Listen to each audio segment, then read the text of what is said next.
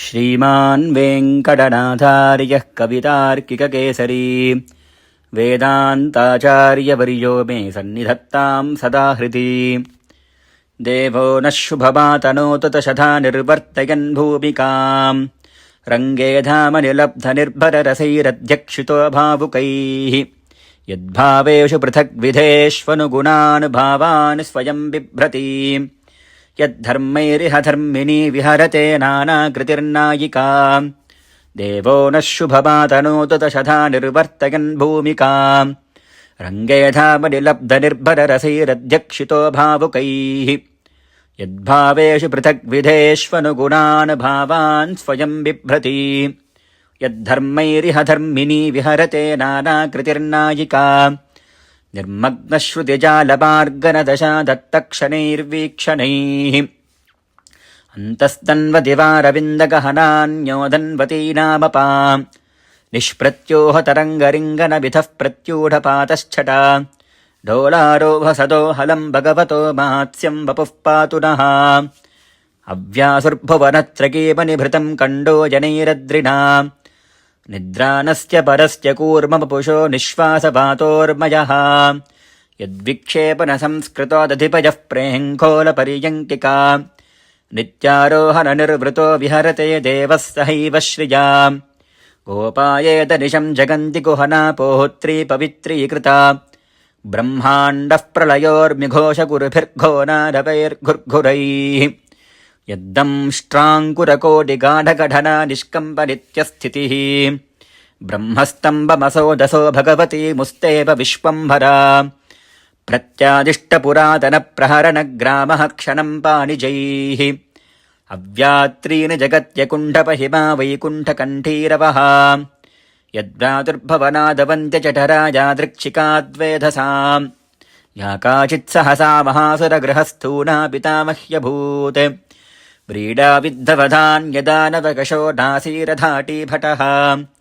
त्रय्यक्षं मकुटं पुनन्नवतुनस्त्रैविक्रमो विक्रमः।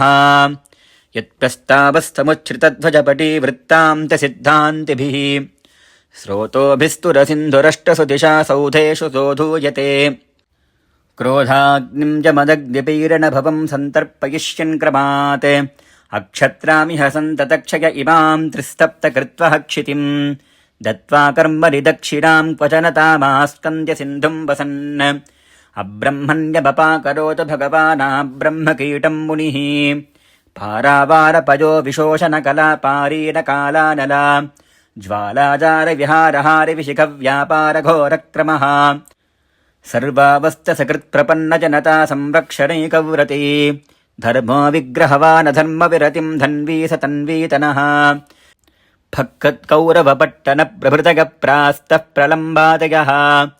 तालाङ्कस्य तथाविधा विहृतगस्तन्वन्तु भद्रानिनः। क्षीरं शर्करयेव याभिर्भृतः भूता प्रभूतैर्गुणैः। आकौमारकमस्पदन्तजगते कृष्णस्यताः केलयः। नाथायैव रमः पदं भवतु नश्चित्रैश्चरित्रक्रमैः। भूयोभिर्भुवनान्यमूनिकुहना गोपाय गोपायते। कालिन्देरसिकाय कालिजफनिस्फारस्फटावाटिका। रङ्गोत्सङ्गविशङ्गचङ्क्रमधुरा पर्याकचर्यायते। भाविन्यादशया भवन्निह भवध्वंसाय नः कल्पताम्। कल्की विष्णुकशस्तुतः कलिकथा कालुष्यकूलङ्कषः। निःशेषक्षतकण्टके क्षितितले धाराजलौघैर्ध्रुवम्। धर्मं कार्तयुगं प्ररोहगतिगिन्नस्त्रिंशधाराधरः। इच्छामीनविहारकच्छपमहापोत्रिन् यदृच्छाहरे।